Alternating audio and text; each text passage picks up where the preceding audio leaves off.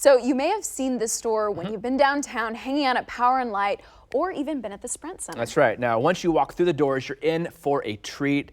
Let's throw it back at Retro Inferno.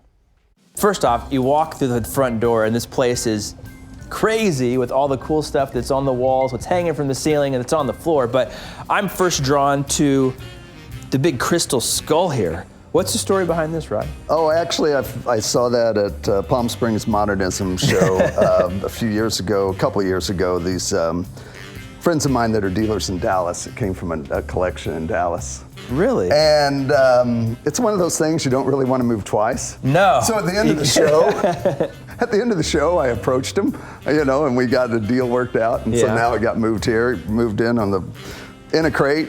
Turned the corner, took the sides off the crate, and there it is. And there it is.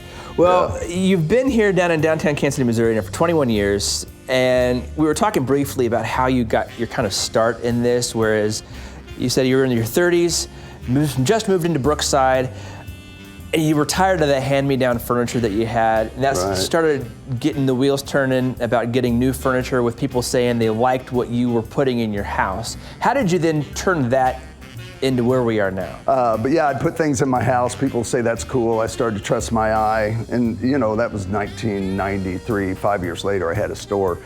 That's because I just went in the rabbit hole. Mm-hmm. I got the first good design piece I got that was designed by George Nelson and made by Herman Miller.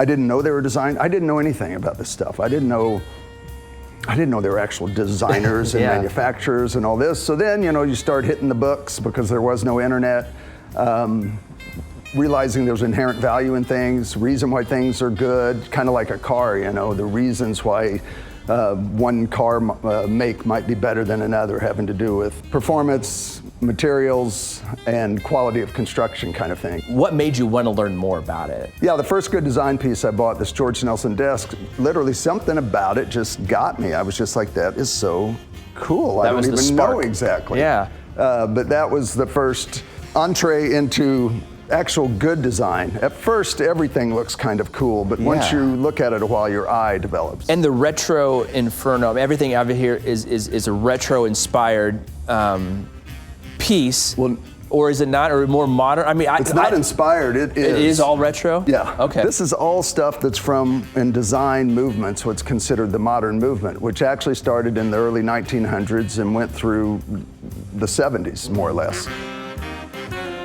If you DVR back there about a minute, you can see the Sprint Center through one of the windows in the shot. That gives you an idea about how close this is to Sprint Center downtown. Now up next, we have a sofa for a secret agent. Belinda, it's over to you. All right, welcome back to Better Kansas City. Now his collection, it ranges from rare finds to furniture that was used in the movies, including 007. Rod's going to take us through some of his pieces and where he goes to find them over at Retro Inferno. These were exciting, these big sofas, because I went to Palm Springs Modernism this year, and some dealers there had these, and they came out of the Arthur Elrod house in Palm Springs that was designed by John Lautner. This house was where Diamonds Are Forever, James Bond was filmed. Oh, really? And these are the two sofas, and we're looking at them right here. So James Bond sat on these sofas, maybe? Yeah. What is it that you look for when you go out to find a piece to put in your store? Well, it's changed, over the years. It's a whole different deal than it was when I opened. I don't hit the pavement like I used to with garage sales and estate sales. Those days are kind of over, but there are estate companies that know what I do. And if they're settling an estate and they need some expertise on value and that kind of thing, they'll contact me. And and then if I can buy things, I will, but usually those things run their natural course. Yeah. I do a lot of shopping with guys around the country, women and guys both around the country that either have small shops, don't sell online, or they don't have a shop at all, but they're hunting this stuff down.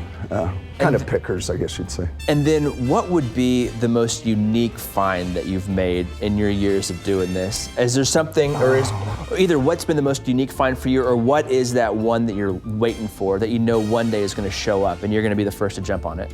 Well, that I don't know. I wish I did. I mean, There's a whole lot on the list that has not been acquired that go through my hands. Yeah. But there have been some real things that were real high on my list that have come through my hands. You know, I'd walk into an estate sale. I remember specifically, about 17, 18 years ago, walking into a sale, and on a couch was this big clock with one of the fins. They were actually brass fins, 12 of them laying on the couch next to it, and it said 50s clock, $25. And I knew that was a George Nelson clock made by Howard Miller.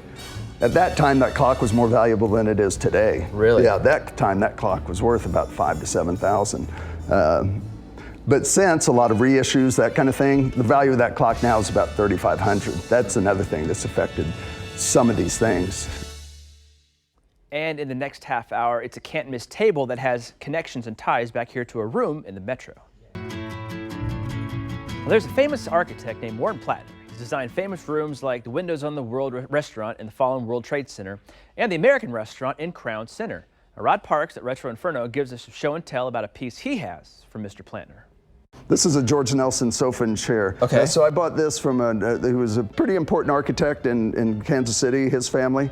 They owned it originally, and I happen to have a bolt of Alexander Girard fabric that is new old stock, which is what this is. Girard was the textile person for the Herman Miller Company. Wow. And so this is a George Nelson sofa and chair in Alexander Girard fabric. It's like, for a guy like me, this is just awesome. That's your... That's one of the great, that just gets a guy like me going. Awesome. I can show you this. Yeah. This stuff's, check these out. So these are designed by Edward Wormley and made by Dunbar. This looks to me like something that would be in a 1950s like LA studio or something like that. Yeah, this is Dunbar furniture is so over-engineered. It's so well designed, so well made. This, oh, it slides. So these are what are called timbre doors. And then, look at the drawer. Look at this. Oh, how it's Bentwood curved drawers. wood there? Yeah. Oh, wow. Yeah. It's crazy. That's where, when I have some of these things in here that are pretty expensive, that's why. When you try to, when you compare that to something new, you're not gonna. It's cost prohibitive. Nobody does. No one's gonna. Yeah, you're not gonna buy that at your box store. Interesting. And how easy that slides. That's crazy. Yeah. And and this is Warren Plattner.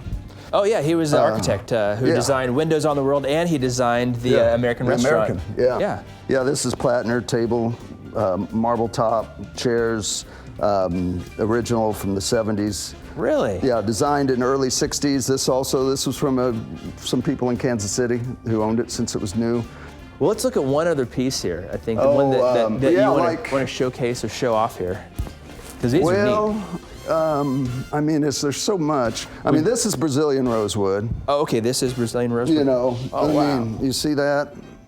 It's so dark and lush. Yeah, the grain patterns are just phenomenal. And this whole set, all of these are Brazilian rosewood. Huh.